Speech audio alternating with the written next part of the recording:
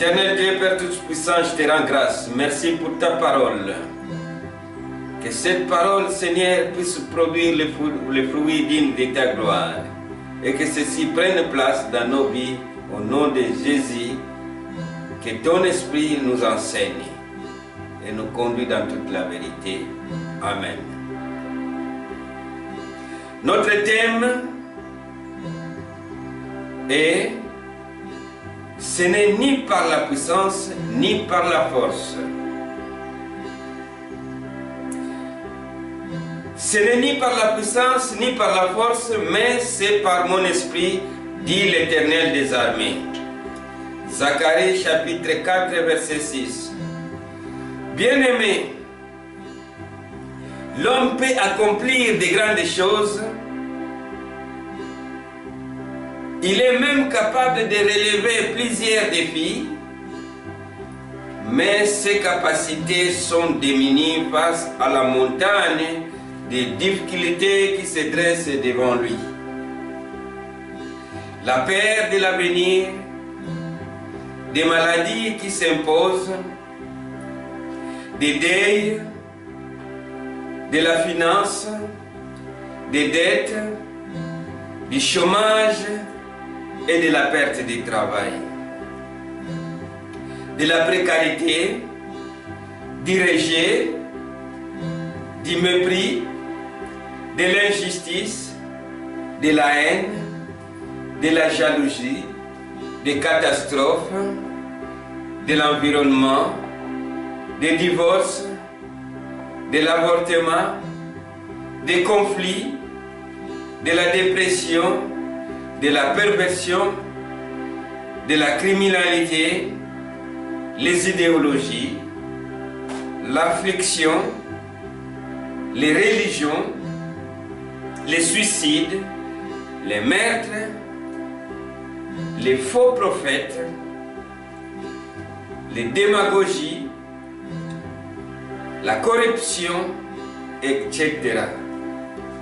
Tout cela s'élève subitement devant l'homme et il est parfois découragé et sans force, inquiète et sans pouvoir face à ses limites. Dans de telles circonstances, il semble difficile pour l'homme et parfois impossible de gravir et de dépasser les obstacles pour aller de l'avant. Il est vrai que le monde propose quelques moyens pour surmonter les épreuves de la vie. Face à toutes ces préoccupations, l'homme peut canaliser ou diminuer avec l'appui de la science face à une dépendance quelconque. La science propose parfois des substituts, des calmants, des tranquillisants, des groupes d'entraide, des soutiens. Des professionnels de santé proposent des traitements médicaux et des cures selon les cas.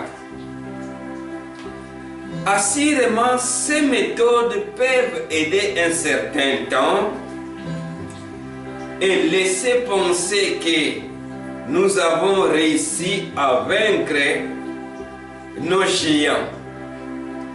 Mais tôt ou tard, souvent, ils se réveillent et se représentent encore devant nous et nous renvoient nos faiblesses en pleine conscience.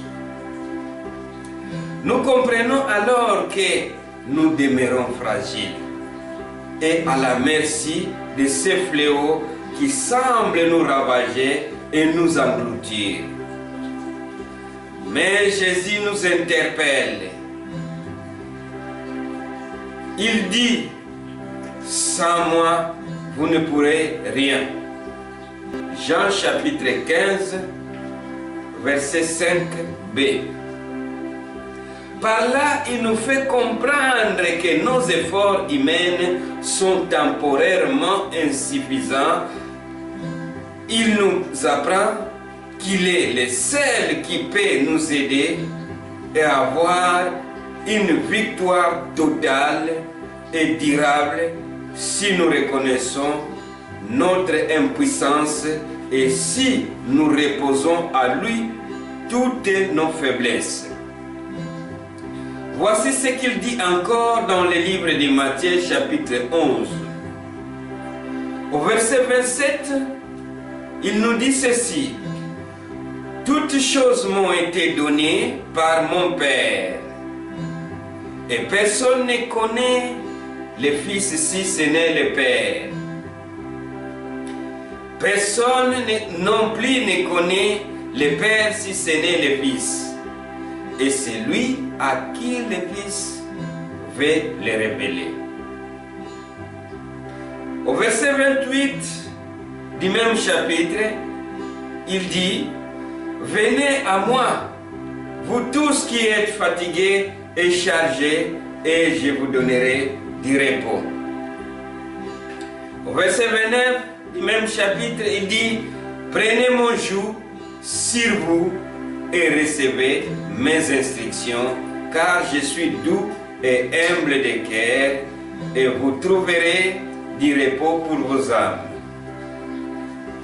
Au verset 30, il dit ceci: « Mon joug est doux et mon fardeau léger. » Oui, si nous remettons, frères, et soumettons toutes choses à sa grandeur et à son autorité, alors il nous soulage, il nous guérit, il nous libère, il se charge de nos fardeaux et nous donne un joug léger. Et par la paix et l'assurance qu'il nous donne, ces montagnes qui nous paraissent alors insurmontables et inatteignables s'aplanissent. Pierre chapitre 5 verset 7. Nous avons un grand Dieu bien-aimé, bien plus grand que tous les ouragans de la vie, bien plus grand que tous les Goliaths du monde.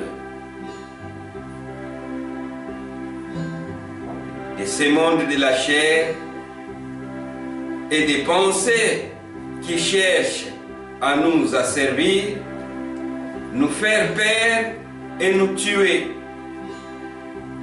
C'est pourquoi ne cherchons pas les salut aux hommes, mais confions ce combat au Seigneur, car il est l'Éternel des armées qui déploie ses anges et livre pour nous des batailles dans le ciel et sur la terre.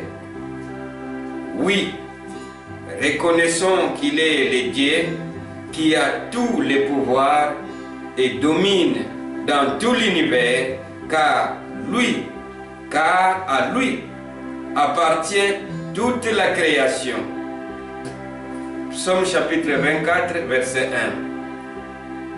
1. Ne gaspillons plus notre temps et notre énergie à se donner de la peine, que par notre force et notre puissance, nous pourrons vivre la plénitude d'une vie épanouissante. Ce n'est ni par la force, ni par la puissance, mais combat, le bon combat de la foi, saisis la vie éternelle à laquelle tu as été appelé et pour laquelle tu as fait une belle confession en présence d'un grand nombre de témoins. 1 Timothée chapitre 6 verset 12. Que Dieu bénisse sa parole et qu'il vous bénisse abondamment.